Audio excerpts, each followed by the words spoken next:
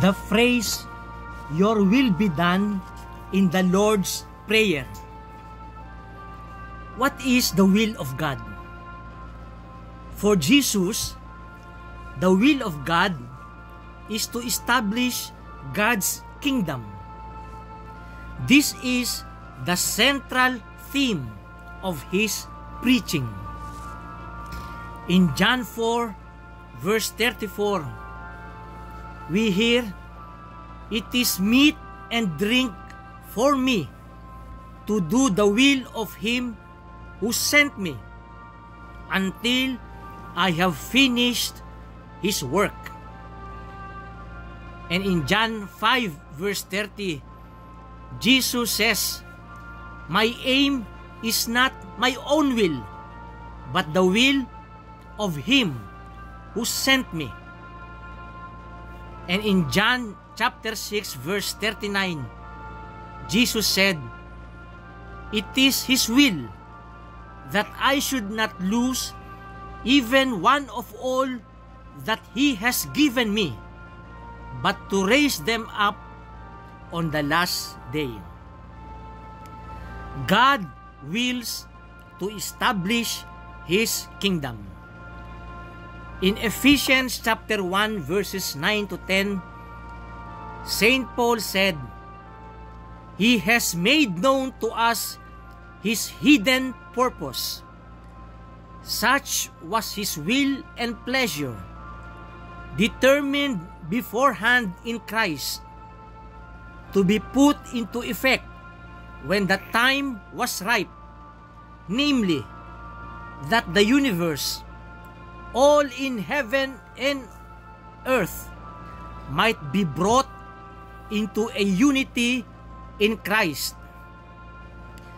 God wills to realize his eternal plan. In Ephesians chapter 1, verse 4, Saint Paul said, "Even before the world was made, God had already chosen us to be his through our union with Christ, so that we would be holy and without fault before him." To pray, "Your will be done," means that we pray that his will be done for us. We pray that we may be faithful to the task he assigns us. Let what God wants be done. It is to call upon God himself to bring about his kingdom. It is a prayer that his will be accepted and realized by us, that we may collaborate in the realization of his will. In Matthew chapter 7, verse 21, we hear, "Not everyone who says, 'Lord, Lord,' will enter the kingdom of heaven, but only those who do what my Father in heaven wants them to do." God does not will the death of sinners, but that they be converted and live. In Ezekiel chapter 18, verses 23 and 32, we hear, "Do you think I enjoy seeing an evil man die? Asked the sovereign Lord. No, I would rather see him repent and live. I do not want anyone to die, says the sovereign Lord. Turn away from your sins and live." In Ezekiel chapter 33, verse 11, we hear, "Tell them that as surely as I, the sovereign Lord, am the living God, I do not enjoy seeing a sinner die. I would rather see him stop sinning and live." In 2 Peter chapter 3, verse 9, Saint Peter said, "The Lord is not slow to do what He has promised, as some think. Instead, He is patient with you because He does not want anyone to be destroyed, but wants all to turn away from their sins.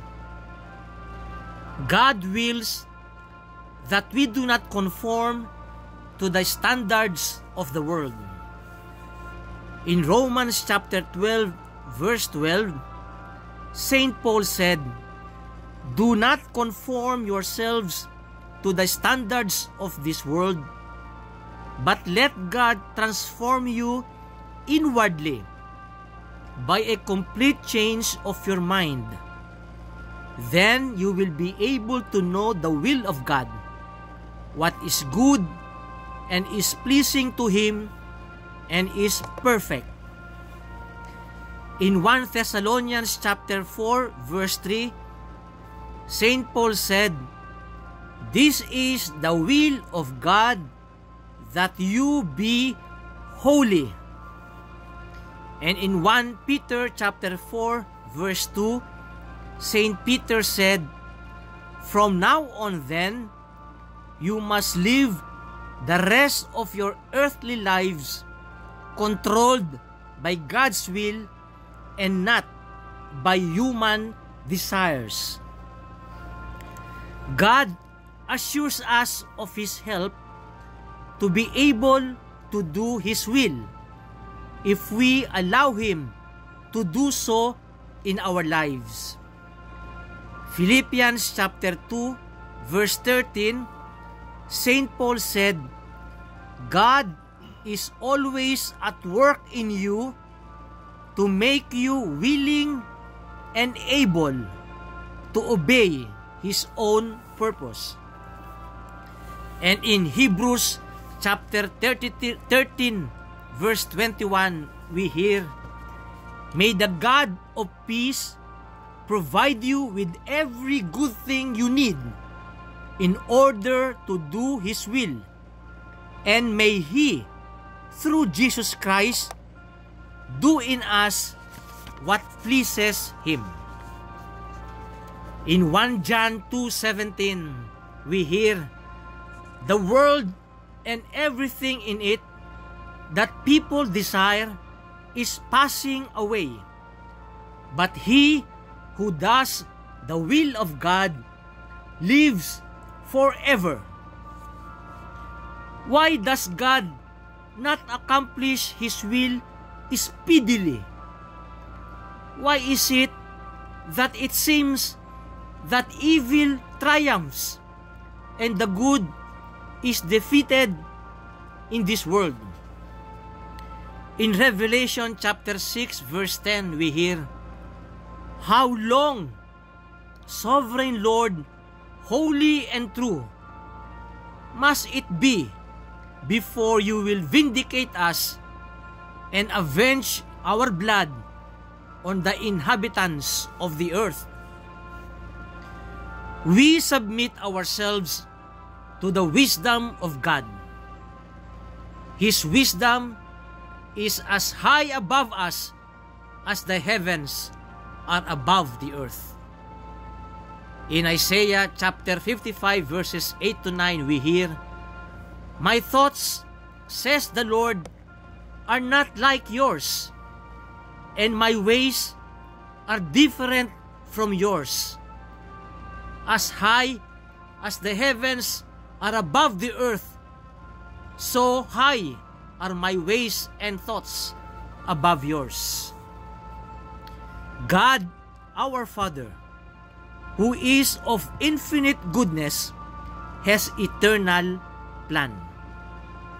We, His children, do not understand everything that our Father does.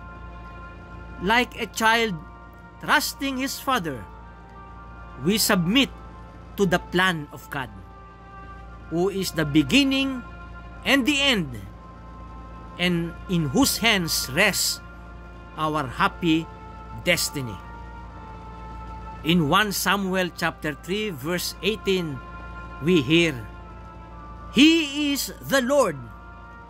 He will do whatever seems best to Him. In Psalm 135 verse 6, we hear, He does whatever He wishes.